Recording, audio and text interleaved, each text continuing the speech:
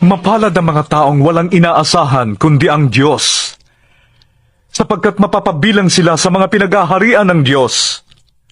Mapalad ang mga nagdadalamhati, sapagkat aaliwin sila ng Diyos.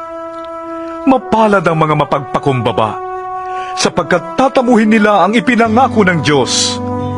Mapalad ang mga nagmimiting makatupad sa kalooban ng Diyos, sapagkat ipagkakaloob ng Diyos ang kanilang minimithi. Mapalad ang mga mahabagin, sapagkat kahabagan sila ng Diyos. Mapalad ang mga may malinis na puso, sapagkat makikita nila ang Diyos.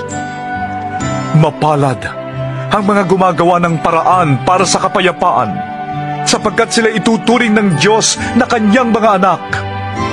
Mapalad ang mga inuusig dahil sa kanilang pagsunod sa kalooban ng